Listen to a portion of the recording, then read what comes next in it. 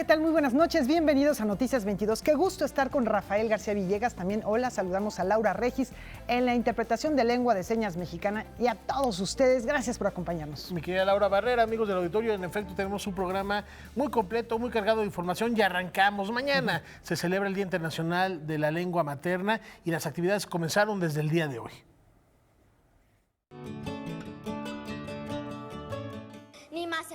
Con la participación de la activista y líder indígena Marta Sánchez Néstor en el Pleno de la Cámara de Diputados, finalizó el ciclo Las Lenguas Toman la Tribuna, una iniciativa en la que participaron artistas, promotores culturales, artesanos, escritores y líderes locales para compartir en su lengua materna sus propuestas para preservar la cultura, el territorio, los recursos naturales y las lenguas nativas.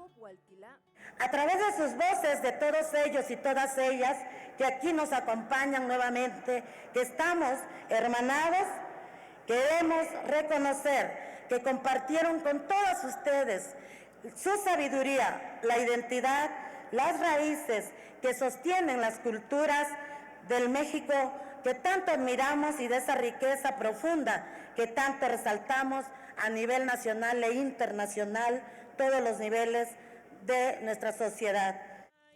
Los 48 discursos que fueron expresados durante la celebración del Año Internacional de las Lenguas Indígenas serán reunidos en un ejemplar en coedición con la Cámara de Diputados.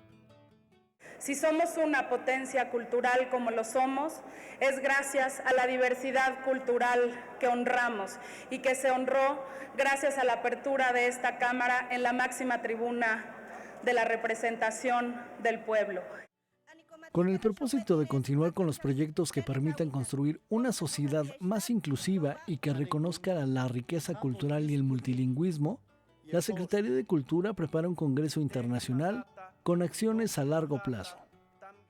Estaremos recibiendo a la directora general de UNESCO la próxima semana y llevaremos a cabo el Congreso Internacional de Lenguas en Riesgo y el evento de alto nivel Construyendo un decenio de acciones para las lenguas indígenas. A propuesta de México, la UNESCO ha aceptado pasar del año de las lenguas indígenas al decenio de las lenguas indígenas. Así podremos construir una real política pública al respecto y que no exista ni una lengua menos, porque no hay lengua sin pueblo.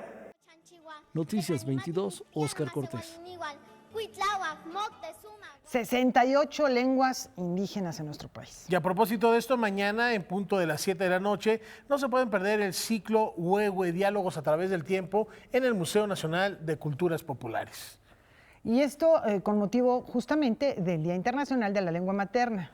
Jacaranda Correa estará por allá moderando esta mesa. Van a participar Celerino Hernández Pascuala y Jesús Alberto Flores Martínez. Este encuentro es entrada libre, así que bueno, pues si tienen la oportunidad de ir saliendo del trabajo o de la escuela, láncense por allá. Y también hay otro lugar al que hay que lanzarse, Rafa. Sí, puede ser a las 7 de la noche en Coyoacán, pero desde temprano al Palacio de Minería. Allá se encuentra Huemán Sin Rodríguez. Vamos contigo, Huemán.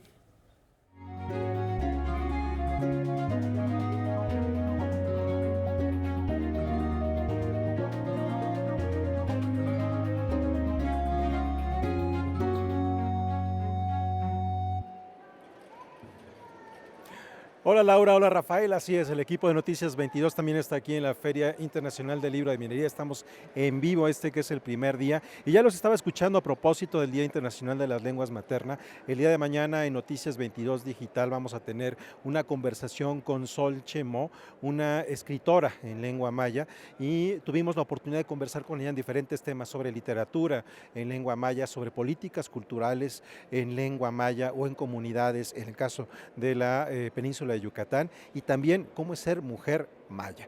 Un tema bien interesante, el día de mañana lo tenemos en Noticias 22 Digital. Bueno, estamos en minería, aquí tengo algo que puedo presumirles, es una de las novedades editoriales de la Universidad Veracruzana, editorial de la Universidad Veracruzana.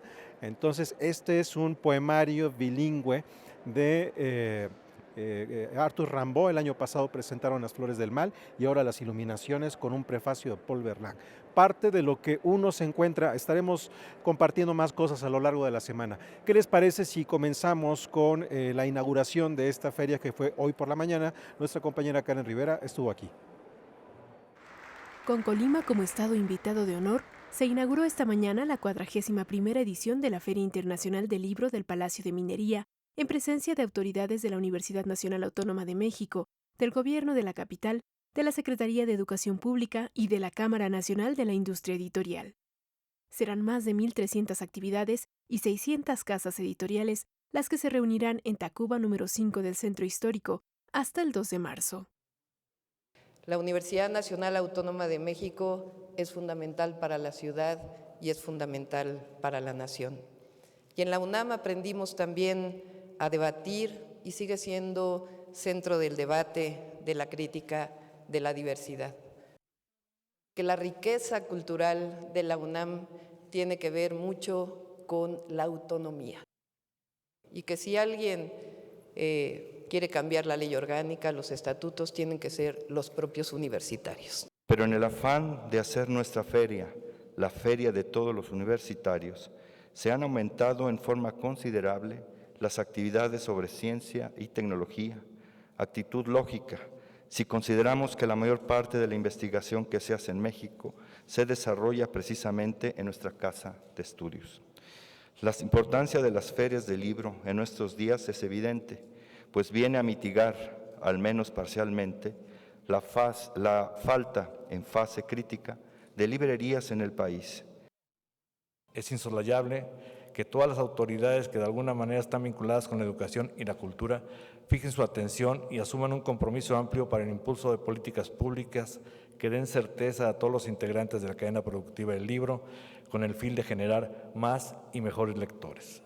Necesitamos que la población reconozca que los libros son herramientas útiles.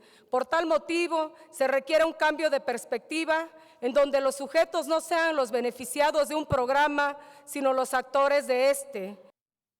El gobernador de Colima, José Ignacio Peralta, comentó que el Estado presentará más de 160 actividades que difundirán la historia local, desde la arqueología de las culturas de Occidente hasta los hallazgos de la colonia española en el Pacífico mexicano. Se integró una delegación con 120 escritores y artistas colimenses, ataviados con algunas de las producciones más interesantes del arte y la cultura de nuestra entidad, que se vincularán de alguna forma con los más de 160,000 visitantes que estarán presentes en esta feria. 412 actividades de la Filminería estarán a cargo de 58 dependencias de la UNAM y como parte del programa se llevará a cabo un homenaje al caricaturista Abel Quesada y se realizarán 14 ciclos que integran jornadas juveniles, ciclos científicos, de divulgación económica, de poesía, de salud pública, así como la 6ª jornada de novela negra y la 5ª jornada de literatura de horror. Merece una mención muy especial el hecho de que este año el 9º ciclo de equidad de género ha logrado reunir 36 actividades, hecho sin precedente en la historia de los ciclos que empezara hace 16 años. Me permito destacar el homenaje que se le brindará a don Miguel León Portilla, a quien tuve el honor de entregarle poco antes de que falleciera la presea Nezahualcóyotl, por ser uno de los mexicanos que más contribuyó al conocimiento de la historia, las lenguas y la cultura de nuestros pueblos indígenas. Está un espacio especialmente diseñado para nuestras jóvenes escritoras. También se ha creado un espacio para poder escuchar a esas nuevas letras y nuevas voces de que tienen que hacer con la nueva sociedad a la que aspiramos, y aquí comparto con la jefa de gobierno el que efectivamente nuestra universidad y la ciudad tienen que ser los motores de cambio de la nueva sociedad a la que debemos aspirar. Noticias 22, Karen Rivera. De esa manera comienza esta feria en su 41ª edición. Ya vienen rápidamente las recomendaciones. Una edición bellísima de Primero Sueño de Sor Juana Inés de la Cruz, que edita el Fondo Editorial del Estado de México, será presentado el próximo domingo, así que asistan, dado que este año se tienen vislumbradas muchísimas actividades en torno a Sor Juana Inés de la Cruz, que de verdad, yo ya sé algunas, pero no se las cuento todavía, se va a poner muy sabroso. Por lo pronto, se comienza con la presentación de este bellísimo Primero Sueño. Y bueno, en este momento se está presentando este libro de Mauricio Carrera. Nosotros pudimos conversar con él hace unos instantes y tiene que ver no con la etimología de las palabras, sino la historia que hay detrás de las palabras. Este libro que presento hoy tiene que ver con eso. Se titula Palabrerío, lo edita Ediciones de Lirio y es una guía amena de palabras. ¿A qué me refiero con eso? A que recojo distintas palabras y las convierto en pequeños ensayos. Déjame decirte que este palabrerío tiene su origen en unas cápsulas que elaboro en Radio Educación que se llaman Para un diccionario de la imaginación, y la idea desde siempre era salir como del dato enciclopédico, la estampita donde viene la información atrás, el wikipediazo, y ahondar en las palabras. Entonces, en ese sentido, lo que hago es ahondar en una palabra a través de sus significados, pero también de su uso en el cine, en el teatro, en la televisión, en las artes, en la industria etílica, por ejemplo. No se trata de una simplificación, se trata de ahondar en ese gusto por la palabra, porque finalmente, como diría Wittgenstein, somos lenguaje. Nuestro universo es el lenguaje, salimos de nuestro ser primitivo precisamente gracias al lenguaje, y este libro Palabrerío es lo que quiere. Mira, es como el conócete a ti mismo, pero expresado a través de palabras. Hay palabras como tejón, que me interesó mucho porque la idea precisamente del diccionario, te digo, es salir del dato zoológico. Y hay un famoso tejón que tenía de mascota Pablo Neruda y también Matilde Urrutia, la famosa hormiguita, como le llamaban. Este tejón era su mascota, vivía con ellos y sin embargo, como tú bien sabes, porque creo que también tuviste un tejón de niño, los tejones son muy buenos compañeros, pero desconocen a los que llegan como nuevos a las casas, y esto le sucedió a Poli Délano. De niño fue mordido por el tejón de Neruda. Entonces mira, esas son el tipo de historias que retrato en Palabrerío. Por supuesto, yo en cuanto a palabras, pues pienso en uno de los poemas de Borges, donde dice que en la palabra Nilo están todos los peces, todos los pájaros, todo el agua que circula por el río. Y también opino lo mismo, que en la palabra estrella están todas las estrellas que hay en el universo, y en la palabra amor aparecen también todos los amores alegres y desdichados que tenemos en la vida y en el mundo y en el universo.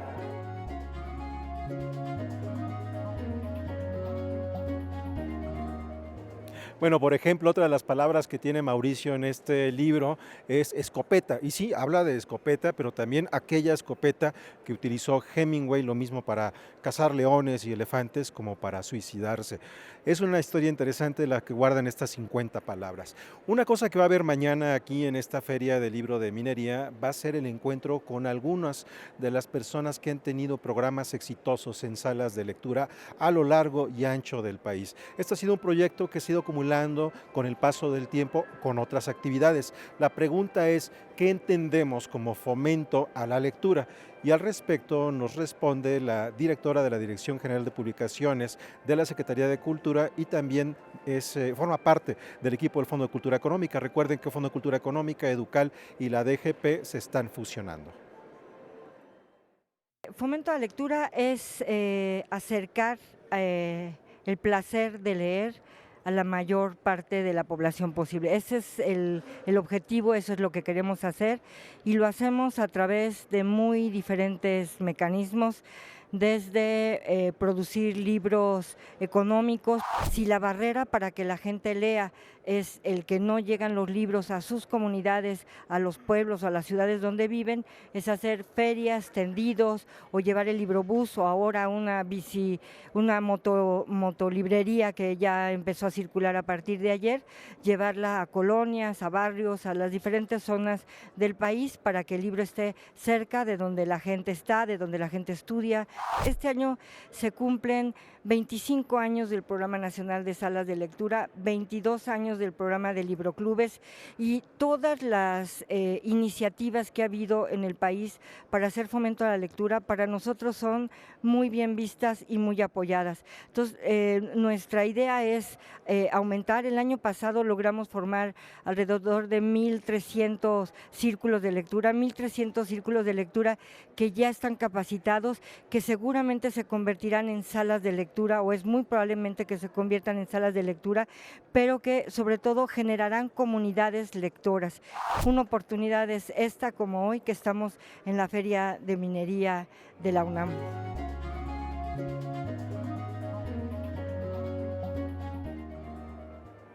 Bueno, hoy tengo el gusto de compartir el espacio nuevamente porque en otras ocasiones lo hemos hecho aquí en esta Feria del Libro con Socorro Venegas, quien tiene a su cargo las publicaciones de la UNAM. Socorro, menudo trabajo que tienes en el lugar en donde estás, son muchas publicaciones. De todo lo que tienen diseñado, ¿cómo vislumbras llegar a esta feria? Mira, siempre es un reto llegar a la Feria Internacional del Libro del Palacio de Minería, porque tenemos acá todas las novedades acumuladas, no solamente lo del año pasado, sino lo que empieza con enero, febrero, que es muy potente porque son generalmente libros que salieron ya por diciembre. Entonces, tenemos en el stand de la UNAM aquí más de 50,000 títulos. Pueden encontrar novedades de 90 casas editoras de la UNAM, y la verdad es que eso no es decir poco. Les quiero dar algunos ejemplos de libros que además vamos a estar presentando aquí en la Feria de Minería. Este libro, Isu Ichi, El Camino del Venado, de Nadia López García, una joven universitaria, que nos trae una edición bilingüe. Es un libro que está escrito en otomí y en español, donde ella habla de su padre, un lenguaje poético súper potente y un libro que no se pueden perder. Ahorita digo la liga, donde pueden ver el programa completo para que vengan todos a la presentación y se lleven el libro además firmado por Nadia, es extraordinario. De nuestra colección Vindictas, este proyecto de rescate de la Dirección General de Publicaciones de la UNAM, un proyecto muy abrazado por nuestro coordinador, el doctor Jorge Volpi, que se ha convertido en un proyecto de toda la coordinación, desde todas las áreas vamos a estar rescatando trabajo de mujeres artistas del siglo XX que quedaron al margen, fuera del canon. Pues este proyecto de novela se presenta aquí y quiero decirles por qué no se pueden perder esta presentación. Cada novela de una escritora importante del siglo XX que rescatamos, que empezamos con 5, pero el proyecto continúa. Pero esas 5 tienen un texto introductorio de 5 escritoras jóvenes, nacidas en los 80, y tenemos una conversación en cada libro entre generaciones. Y las 5 autoras de esos textos introductorios van a estar aquí en Minería presentando las 5 novelas que ellas trabajaron, algunas que ellas mismas recomendaron, entonces no se las pueden perder. Estará Jazmina Barrera, Nora de la Cruz, Claudina Domingo, Ave Barrera, Lola Horner, entonces escritoras todas activas y muy combativas. Y bueno, este libro que está preciosa la edición y que yo estaba esperando desde el año pasado porque sabía a través de Malena Mijares que estaban trabajando en esto. Bueno, nos enorgullece traerlo aquí para todo tu público. Es una edición conmemorativa de Visión de los Vencidos, esta gran obra emblemática, tan significativa para nuestra cultura, un verdadero patrimonio del pensamiento de don Miguel León Portilla, su pensamiento, su trabajo, su legado en este libro, ahora editado tan finamente, de una manera preciosa, por la Coordinación de Humanidades de la UNAM. También vamos a tenerlo aquí y ojo, hay importantes reediciones de la obra de don Miguel León Portilla en el stand de la UNAM y acuérdense que tenemos efemérides importantes. Mañana, 21 de febrero, es Día Internacional de las Lenguas Maternas, no nos podemos perder la oportunidad de leer a don Miguel León Portilla, a Nadia, a todos los autores que están trabajando por rescatar las lenguas indígenas de nuestro país. Bueno, rápidamente, la liga para ver las actividades de la UNAM aquí. Muy fácil, www.librosunam.unam.mx. Bueno, pues Socorro, muchas gracias. Sabemos que esto es rapidísimo por la cantidad de oferta que tiene la UNAM, pero vamos a estar varios días aquí, así que nos estaremos encontrando. Vamos a seguirnos encontrando y recomendando libros. Muchas gracias, Socorro. Gracias. Volvemos con ustedes, Rafael, Laura. Como ven, apenas estamos arrancando y ya tenemos muchas recomendaciones. Muchísimas gracias, Difícil elegir entre tantas recomendaciones. tantas apuestas. Yo me voy a ir corriendo por el libro de Mauricio Carrera, que me parece un escritor espléndido como ensayista, como narrador. Y bueno, de lo que nos acabas de presentar, todo. Digo, no hay desperdicio alguno. Muchas gracias, Woman. Un fuerte abrazo. Mañana continuamos con estas transmisiones desde el Palacio de Minería con esta feria internacional. Y no se olviden de visitar también el stand de Canal 22. Ahí pueden capturar el código QR y bajar una aplicación que les va a tener también al tanto de todo lo que suceda aquí en 22 Digital, a propósito de los Facebook Live y allá en el Palacio de Minería. Y nos vamos a la pausa porque aquí está ya José Wolfer.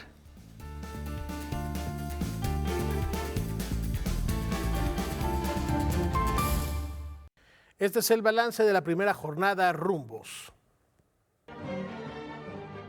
Todas las disciplinas artísticas que realizan personas con alguna discapacidad formarán parte de la primera jornada Rumbos para la Inclusión en Los Pinos.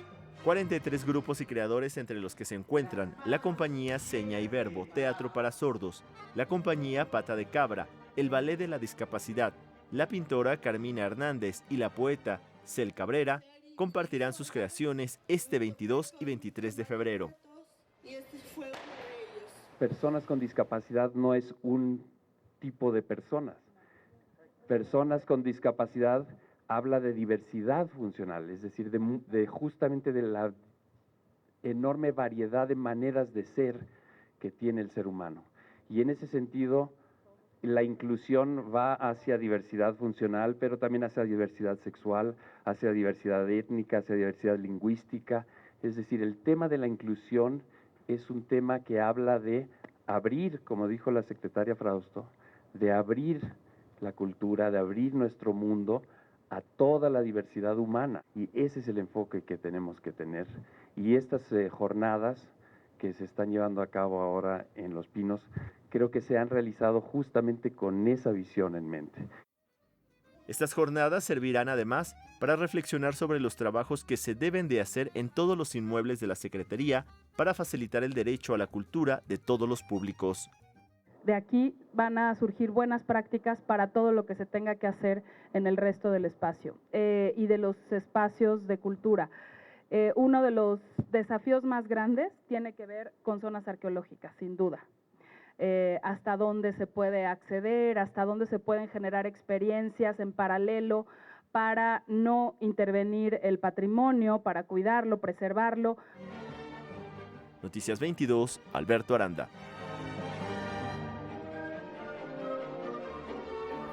Hace unas cuantas semanas, a principios de mes, les dimos a conocer que había algunos cambios en la Coordinación de Difusión Cultural de la UNAM, algunos funcionarios o nuevos o que cambiaban a lo mejor de papel dentro de esta área cultural. José Wolfer fue nombrado titular de la Dirección General de Música de esa casa de estudios. Él no es ajeno a la UNAM, ya tenía desde 2017 al frente de la Casa del Lago, Juan José Arreola, con actividades musicales y actividades escénicas de muy diverso orden. Has colaborado con la revista de la UNAM porque, bueno, pues José Wolfer también, además de estar inmiscuido en la difusión, la divulgación cultural, es un experto crítico de estas manifestaciones, creador del Festival Radar, que durante varios años, desde el 2002 hasta el 2011, nos presentó la música más nueva, más revolucionaria y más rompedora que uno puede imaginar. Después también como titular del Festival del Centro Histórico, Festival de México, que bueno, hubo varios cambios de nombre, ahora se llama Festival México Centro Histórico, si no me equivoco. Qué gusto tenerte por acá, qué paquetazo también estar al frente de música de la UNAM, porque es un área muy desarrollada, que ha estado muy bien cuidada y que tiene un público cautivo, ¿no? Sí, la verdad, bueno, un gusto estar aquí contigo, gracias por la invitación. Sí, es un honor, es un privilegio, es también una responsabilidad, cómo no. Mencionabas el caso de Radar y viene muy a cuento que lo mencionemos porque esa fue la primera época en la que me tocó colaborar con la dirección de música, ¿no? Entonces, incluso desde mis épocas de estudiante, pues lo que programaba la dirección de música era una referencia continua. Me acuerdo de muchos conciertos en la Sala Chávez, en la Nesa, por supuesto, ¿no? Y pues ahora estar ahí ocupándome de pues de todo ese equipo que se encarga de generar esa programación es un gusto y es una gran responsabilidad. Hablabas de un público cautivo, creo que los grupos artísticos de la Dirección de Música, la FUNAM, la Orquesta Juvenil Eduardo Mata, la Academia de Música Antigua, tienen ya sus públicos. Buscamos evidentemente potenciar eso, que siga asistiendo ese público que ya conoce los grupos, pero también convocar a otros públicos con una oferta variada, distinta, propositiva, ¿no? Ahora, bueno, acabas de mencionar algunas de las ofertas que tiene la UNAM en términos musicales. Tiene desde lo más nuevo y desde intérpretes muy jóvenes, muy talentosos, que es la Orquesta Juvenil Universitaria Eduardo Mata, y también esta Academia de Música Antigua. Entonces, hay un rango muy interesante para públicos muy diversos. ¿Tienes interés en enfocarte en alguno de ellos en particular? ¿Qué es lo que más se necesita o vale la pena explotar en términos de generar nuevos públicos o acercarse a ellos? Yo creo que acercar al público más joven, que está quizá con otro tipo de expectativas en cuanto a lo que se presenta de música, creo que esa será una de las líneas rectoras, por supuesto, ¿no? Esto sin demérito de los públicos que ya están muy pendientes. Tenemos, por ejemplo, ahora arrancó recién hace un par de semanas la temporada de la FUNAM. Habrá un gran recorrido por la música de Beethoven, que son los 250 años de su nacimiento, pero también combinado con otro tipo de propuestas. Por ejemplo, hay ahora, acompañando las 9 sinfonías de Beethoven, una obra nueva que acompaña a cada una de las sinfonías, una comisión a una compositora o a un compositor mexicano, ¿no? Esto por poner un ejemplo de ese balance que me parece que es importante guardar. Yo me he enfocado mucho también, además de mi formación, digamos, clásica, que de alguna manera esto es como terminar de cerrar un círculo y regresar a esa primera etapa formativa mía, pero me he enfocado mucho, como decías, con Radar y con ese tipo de iniciativas, en música experimental, en música nueva, en música electrónica, y me parece que eso también debe de estar presente en la oferta de la Dirección de Música, ¿no? Tenemos por ahí un minutito nada más que me están informando. Me gustaría que me dijeras qué otras áreas quieres fortalecer, quieres subrayar de la vasta oferta musical de la UNAM. Mira, insisto, nuevamente, sin demérito de lo que se está haciendo ya en la música clásica, y por eso mencionaba a Beethoven, me parece que hay muchas propuestas que se están generando hoy en día, tanto a nivel local como de fuera de México, que vale la pena conocer. Estoy pensando, por ejemplo, mencionaba música electrónica, estoy pensando en formatos mixtos en donde hay, por ejemplo, un instrumentista tocando con alguien que hace música desde su laptop, ¿no? O incluso que aparece un elemento visual, alguna cuestión de video, ¿no? Hay un acercamiento también a la escucha, digamos, a través del paisaje sonoro, de intervención, de ciertas grabaciones, toda una línea que ha permitido explorar la computadora, la grabación, la manipulación, en donde creo que hay muchísima inventiva, muchísima creatividad, ¿no? La música instrumental también de hoy en día creo que tiene una salud bastante notable, a veces en formatos distintos a los de la música clásica. Estoy pensando en la improvisación, de alguna manera los herederos del free jazz que existen hoy en día. Hay una escena bastante desarrollada en México en ese sentido, y también en músicas, digamos, músicas populares, músicas folclóricas. Hay espacios también en la universidad que se prestan especialmente bien para ello, y eso será parte de la oferta también. Bueno, hay un rango muy extenso, y conociendo tu trayectoria, la verdad es que nos podemos esperar muchas sorpresas muy positivas, además de que siempre vinculas el trabajo que haces de mostrar música a también reflexionar sobre ella, a tener seguramente charlas, pláticas, en fin, talleres. Mucha música este fin de semana, si no me equivoco, la Orquesta Eduardo Mata tiene un concierto, está muy atractivo, vi por ahí que están hasta regalando boletos, así que bueno, pues si quieren animar, acudan a las redes sociales de Música UNAM y van a disfrutarlo muchísimo. De verdad, gracias. José, ¿cómo ves, Rafa? Está rico, ¿no? No, fascinante, y celebramos no solo la presencia de José esta noche en Noticias 22, sino al frente de la Dirección de Música de la UNAM, que seguramente será un aire fresco que inyectará a la misma. Gracias, José. No, al contrario, gracias a ustedes, Rafael, Laura, un gusto estar aquí con ustedes. Y nosotros continuamos y nos vamos ahora a recorrer la región de Roberto Frías, la historia de México desde el bosque de Chapultepec.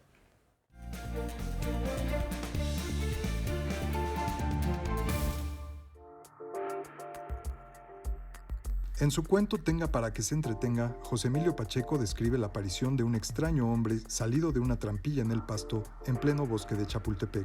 El hombre se lleva consigo al interior de la tierra a un niño que paseaba ahí con su madre. Del niño nunca se sabe nada más y del hombre por ciertos objetos que entrega a la madre, entre ellos un supuesto ejemplar de la Gaceta del Imperio, sospecha el lector que se trata del fantasma de Maximiliano de Habsburgo. Alrededor de esta acción suceden otros enredos porque la desaparición del niño se politiza hasta conectarse con temas como la sucesión presidencial. El escenario elegido por Pacheco no es casual. El bosque de Chapultepec es el parque más emblemático de esta ciudad, pero no solo por su calidad como sitio de esparcimiento. Es quizá el lugar en el que mejor se puede convivir con las distintas capas de la historia de México, pues muchas de ellas quedan aún expuestas, abiertas a la mirada. El bosque ya vio actividad humana hace 3000 años. Fue un lugar sagrado para los aztecas y para otros pueblos prehispánicos.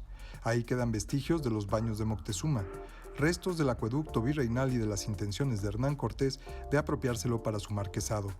Fue escenario de saraos y otras celebraciones en pleno virreinato, también de la batalla de Molino del Rey y del asalto al colegio militar. Hogar de Carlota y Maximiliano, pretensión de convertirse en gemelo del Bois de Boulogne de París bajo Porfirio Díaz, quien también vivió ahí, al igual que Sebastián Lerdo de Tejada. Por no hablar de la residencia presidencial que Lázaro Cárdenas inauguró en el rancho La Hormiga, con lo que el castillo se convirtió, y de nuevo no es casualidad, en museo de historia.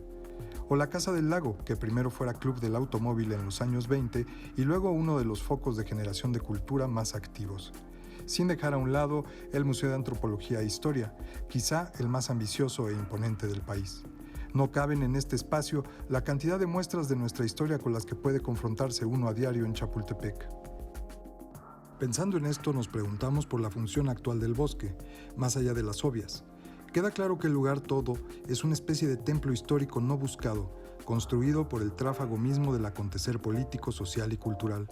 Si estamos agobiados por lo que vivimos en este primer cuarto del siglo XXI en la Ciudad de México, entre el sinsentido, la violencia y la descomposición, el bosque sigue ahí, impávido, y quizá es el lugar que debemos visitar para aislarnos y dialogar con la historia.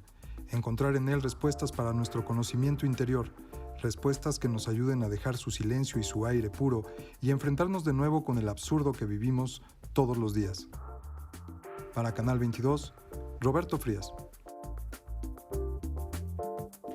Bueno, les tenemos una recomendación para un ratito más adelante. Terminado este espacio, comienza Debate 22, un tema que concierne a todos y que se ha convertido en una emergencia nacional, los feminicidios. Y de esto va a platicar con nosotros Jacaranda Correa al término de Noticias 22 en compañía de la doctora en literatura Lucía Melgar y la abogada Bárbara Illán. No se lo pierdan, vamos a una brevísima pausa y al regresar tenemos mucho cine. Mucho.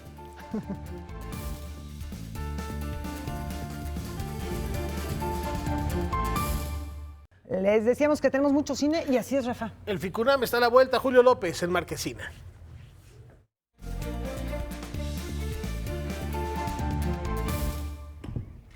Pues ya lo decían, está a la vuelta de la esquina el FICUNAM y hoy se encuentran con nosotros los directores de este festival que está celebrando su 10ª edición. Está con nosotros Abril Azaga, ¿cómo estás? Muy bien, muchas gracias Julio por invitarnos. Y Michelle Ipquez. Hola Julio, buenas noches, gracias. Bueno, ya les decía que esta edición es inabarcable, Michelle. Hicieron una selección de un montón de películas, hay 3 retrospectivas, más de 100 películas. ¿O cuántas son? 141 películas entre largometrajes, mediometrajes y cortometrajes. Sí. Y ahora sí que vamos a empezar por el principio, ¿no? Cuéntanos cuál es la película que va a inaugurar esta edición. Pues mira, la película de inauguración es It Must Be Heaven, el cuarto largometraje de Elia Suleimán, cineasta palestino. Esta película se estrenó en el Festival de Cannes, en donde, bueno, estuvo muy competida este año la competencia, como ya saben. Pero salió con el premio FIPRESI, el premio de la crítica internacional y la mención del jurado. Sí. La obra de Suleimán es breve, pero contundente, porque él ha desarrollado un estilo muy notable. Es un cineasta visualista que te remonta un poco a las películas de Jacques Tati. También siento que remite un poco a Robert Bresson, pero también hoy en día creo que encuentra, bueno, eco también en cineastas con los que lo comparan como Wes Anderson, y bueno, y también nos remonta hasta Buster Keaton, ¿sabes? sí. Entonces es un Claro. cineasta muy completo y además de su lenguaje cinematográfico que es único, bueno, también tiene una carga obviamente política por la identidad de Suleimán y porque justo su cine habla, bueno, acerca de un hombre buscando su identidad en un mundo lleno de conflictos bélicos. Pero desde el humor, que eso es algo como muy, muy característico de él, ¿no? O sea, hay como un humor muy ácido, muy, muy agudo, y creo que es una manera de introducirnos a estos problemas o a estas temáticas desde otro lugar. Me comentaban la vez pasada que un poco toda la programación de este año está gira alrededor de Chantal Akerman, pero va a haber muchos otros invitados como Bruno Dumont, va a estar Lab Díaz y también van a ofrecer charlas en la cátedra, por supuesto. En la Cátedra Berman estamos en alianza con ellos como siempre, desde el principio. Tenemos una charla con Bruno Dumont, con Pedro Costa, con Claire Atherton, bueno, tenemos varios invitados, tenemos un seminario del público del futuro, tenemos un encuentro de nuevas narrativas con perspectiva de género. O sea, el mundo que abraza o que rodea justamente el corazón, que son las películas, es muy amplio también y nos pone a reflexionar sobre muchos temas y muchos ejes, ¿no? Es sensacional. En esta edición hay 13 películas compitiendo por el premio de la mejor película mexicana. Hay muchos estrenos. Cuéntanos un poquito rápidamente cómo está compuesta, ¿no? Tenemos por ahí cineastas más consolidados como Julio Hernández Cordón o Pepe Valle, por ejemplo. Sí, claro. Bueno, tuvimos suerte este año porque logramos convocar, bueno, una serie de cineastas de mucha trayectoria, hasta cineastas, bueno, primistas, y concentrar pues una fuerza cinematográfica bastante particular, basado en búsquedas formales, bueno, dignas de autores, y pues sintetizamos eso en 13 películas que, como dices, bueno, está como la última película de Julio Hernández Cordón, que es una película creo que muy diferente a las últimas películas que ha hecho, bueno, a las películas que ha hecho en México, porque esta película nos remonta a Hasta el sol tiene manchas, que fue la última película que hizo en Guatemala, y es una obra, pues bueno, muy, muy, muy personal y muy independiente, autoproducida, y bueno, se siente, respira la intimidad. Y Pepe Valle, que bueno, aparte, bueno, Pepe Valle que debutó con Workers en la Berlinale, después hizo Las Búsquedas, una película increíble en blanco y negro, y ahora Yo Necesito Amor, el año pasado en Guadalajara, y ahora Uzi, que bueno, tenemos la suerte de estrenar, y que es una película que hace eco a Yo Necesito Amor también, porque habla de individuos que viven en la gran ciudad de México, y habla de cómo se relacionan con ella y cómo se ubican. De esas historias que se esconden. Abril, sí. Cuéntanos un poquito más acerca de las actividades académicas, que va a haber un montón, entre ellas, por supuesto, el Foro de los Públicos del Futuro. Sí, bueno, es un seminario que se ha venido realizando ya desde varios años antes y que el año pasado retomamos, y lo quisimos como acoger dentro del FICUNAM porque pensamos que la formación de públicos es muy importante. Necesitamos de alguna manera profesionalizar el circuito independiente para que la gente pueda tener acceso a este tipo de cine en otro tipo de espacios y poder como tener una experiencia cinematográfica más rica. Y de eso se trata justamente el Seminario del Público del Futuro, de invitar a los exhibidores independientes a que se encuentren, a que platiquen, a que dialoguen, a que encuentren nuevas formas, a que se profesionalicen, invitar a gente de otros lugares del mundo que vienen desarrollando también este tipo de espacios, y bueno, de eso se trata el seminario. Y el otro espacio que queremos como impulsar mucho es el encuentro de nuevas narrativas, porque creemos que necesitamos abrir un espacio de diálogo de cómo estamos construyendo el lenguaje cinematográfico, cuáles son los códigos, desde dónde miramos, desde dónde nombramos, y si se puede abrir a otro tipo de perspectivas. Bueno, nosotros partimos de la idea Claro. de que sí, ¿no? Y de que no hay una sola manera de mirar el mundo y que de alguna manera se nos ha impuesto una sola mirada. Entonces, Pues ya nada más me resta agradecerles muchísimos. Hay muchísima más información de qué hablar de este festival, esta 10ª edición del Festival del FICUNAM. Pero bueno, yo les agradezco muchísimo. Muchas gracias, Michelle. A ti, Julio, muchas gracias. Abril, como siempre, un placer. igualmente, Julio, gracias. Bueno, pues ahí lo tienen. Habrá funciones al aire libre en las islas de ahí de CEU y habrá algunas funciones también en cines como Cinépolis, por supuesto. La oferta es amplia, es grande, ya lo decía, es para quedar saciado hasta el cansancio de todo lo que ofrece FICUNAM. Así que bueno, pues aquí los dejo. Nosotros regresamos con Rafael y con Laura. No te vayas, Julio, porque hay otro invitado sorpresa más adelante. Por lo pronto, recordarles, está agendado FICUNAM a partir del 5 de marzo. Efectivamente, ya vieron parte de la oferta, sigan las redes sociales y ahí verán todo completito. Y otro gran cineasta que visita México directamente desde Canadá, Bruce Elder. El Centro de Capacitación Cinematográfica y la Cineteca Nacional exhibirán por primera vez en México una retrospectiva que contará con gran parte de la extensa obra fílmica del cineasta canadiense R. Bruce Elder.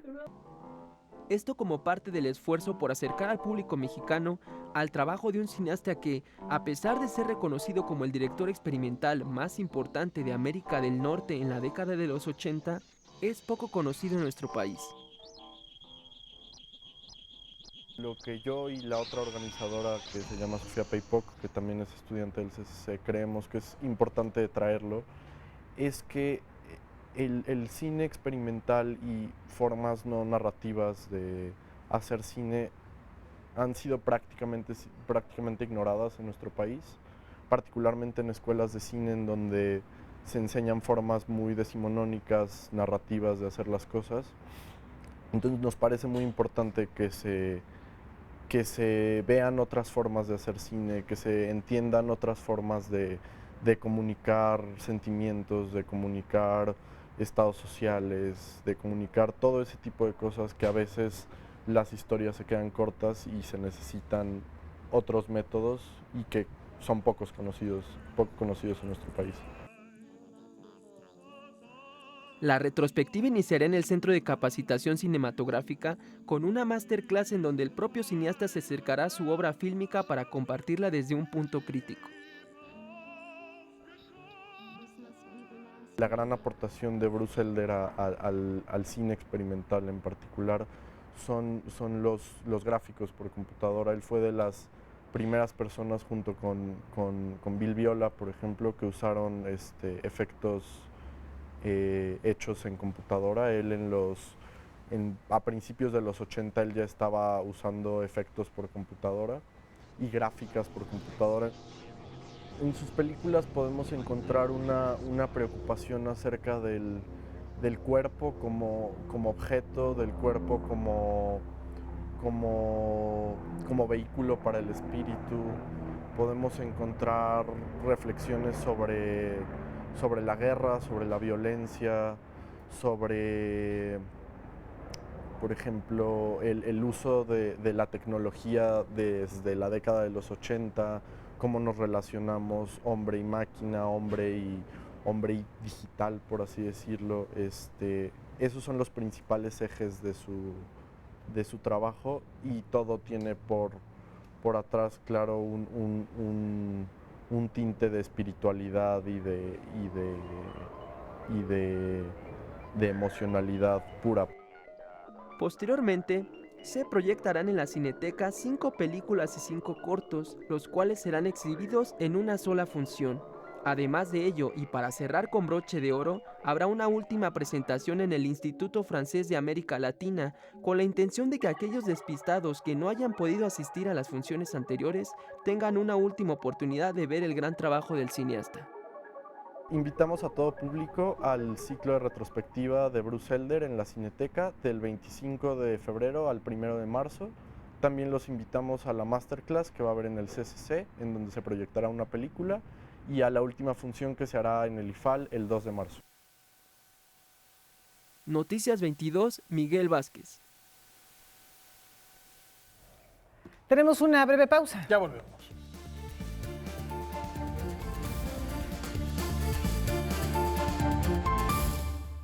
El doctor Javier García Diego nos habla de algo que hemos estado reflexionando en estos últimos días. Jueves, editorial.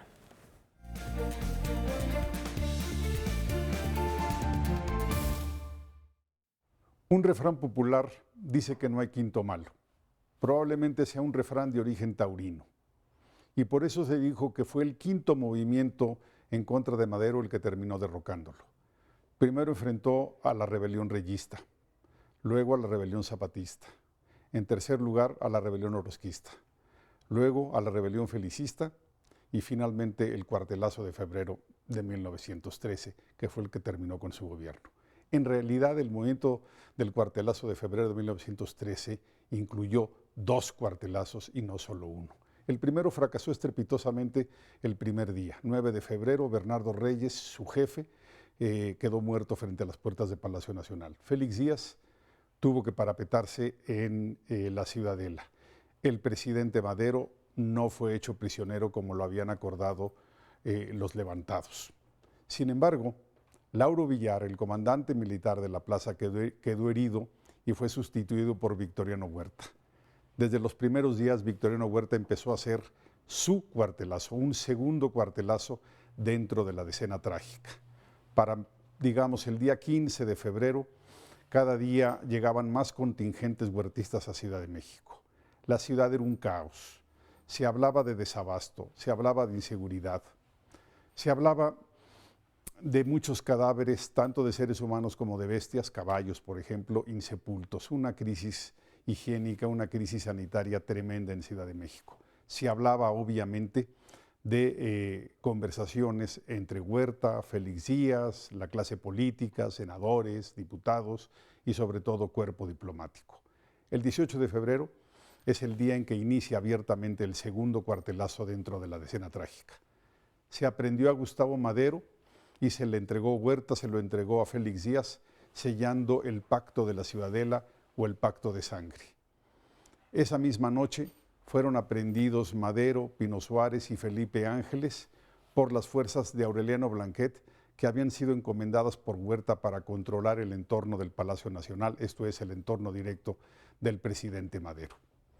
Fueron encarcelados, estuvieron 3 días en la Intendencia de Palacio. Se les arrancaron las renuncias, claro, a cambio de que se les prometiera garantías en sus vidas. Una vez lograda la renuncia de Madero y Pino Suárez, asume la presidencia del país, como lo disponía la Constitución de 57, el secretario de Relaciones Exteriores, Pedro Lascurain. Lo único que hizo como presidente de México fue nombrar secretario de Gobernación a Victoriano Huerta y renunció. Creían ellos que con eso estaba legitimado el proceso. Todavía no me explico por qué, una vez arrancadas las renuncias de Madero y Pino Suárez, se cometió el crimen horrendo del 22 de febrero. Fueron sacados de la Intendencia Nacional, de la Intendencia del Palacio Nacional, trasladados a la prisión de Lecumberri en sendos automóviles.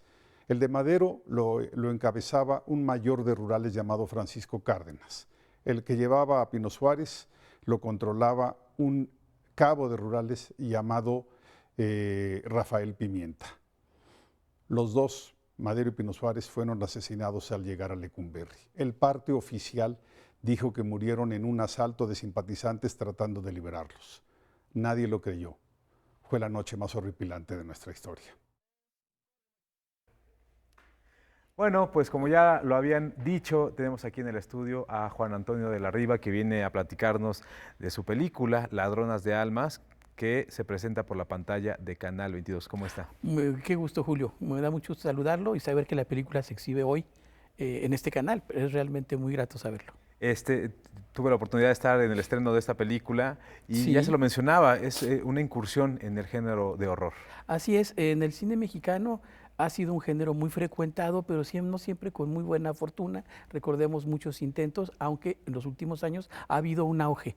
Y entonces, por azares de la vida, me llegó este guión a mis manos, que de Christopher Luna, y realmente me sorprendió muy gratamente lo que leí, y cuando se le expresé al guionista, me ofreció la posibilidad de dirigirlo, y realmente me apasionó. ¿Hay algunas similitudes con Pueblo de Madera o tal vez solo es mi imaginación?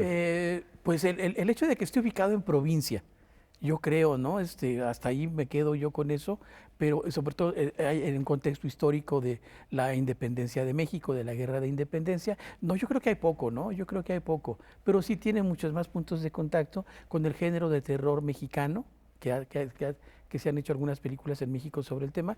Para nosotros fue como nuestra guía, y algo también del cine inglés de los años 60. En el caso del fotógrafo Alberto Lee, cuando hablábamos de qué estilo visual tendría la película, las referencias fueron el propio cine mexicano de los años 50 y el cine inglés de los años 60.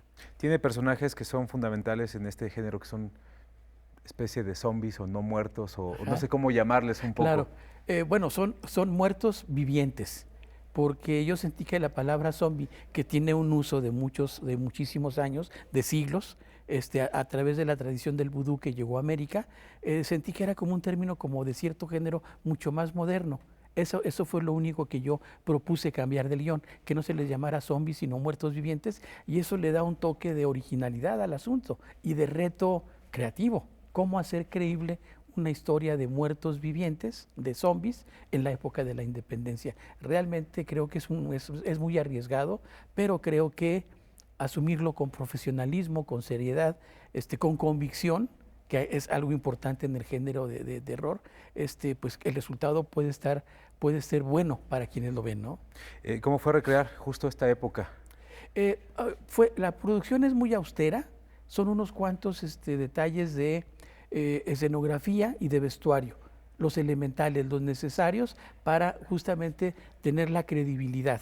No es ostentosa, es una época en la Guerra de Independencia, una hacienda en crisis, en ruinas, personajes que vienen del camino, así que no era difícil de resolver, pero sobre todo con una austeridad que fuera creíble, porque también creo que eso es importante, ¿no? Si hubiésemos entrado en ciertas ostentaciones de vestuario, probablemente es ahí donde hubiésemos fallado. Y creo que en ese sentido la película también es una aportación más el vestuario y la decoración, y desde luego los maquillajes, ¿no? Los efectos de maquillaje que se hicieron expresamente para la película. No hay efectos digitales, por ejemplo, en la película. Todo se hizo para la filmación. Háblame un poquito de las ladronas de almas, que son aparentemente mujeres indefensas. No podríamos platicar mucho de eso porque es la trama de la película, pero sí, aquí las mujeres toman la iniciativa de la defensa de sí mismas y de su patrimonio. En ese sentido, para mí fue muy grato en la lectura del guión ir desentrañando lo que ahora los espectadores van a ver, esos cambios, esos giros, esas vueltas de tuerca que uno no sabe que van a llegar, creo, esa es la intención, y que de pronto lo pueden a uno sorprender. Mi sorpresa al leer el guión era ese. Cuando lo cerré dije, hombre, qué bien resuelto está dentro de su aparente sencillez, y qué atractivo darle ese giro para que las mujeres tengan un papel protagonista, ¿no?, en una historia como esta, de este género. ¿Qué le parece esta oportunidad de que la película llegue a un público más amplio a través de la pantalla de Canal 22? Bueno, pues realmente es muy emocionante. La película tuvo una corrida comercial breve, pasó por el Festival de Feratum, el especializado en cine de terror, nos dieron varios premios, 4, el de Mejor Película Mexicana, Mejor Criatura para la niña que sale en la película, que ya la verán y no tiene nada de particular, es solamente las acciones que ejecuta y que hace, maquillaje también, y película extrema.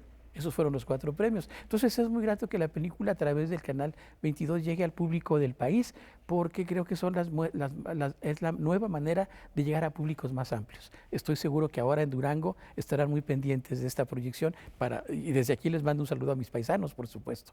Pues muchísimas gracias por acompañarnos el día de hoy, y ustedes pues ya lo saben, a las 22:30 horas por Canal 22 se presenta Ladronas de Almas. Regresamos con ustedes. Gracias, Julio. Súper recomendación, 10:30 de la noche. ¿Nos vamos, Laura? Muy buenas noches, hasta mañana.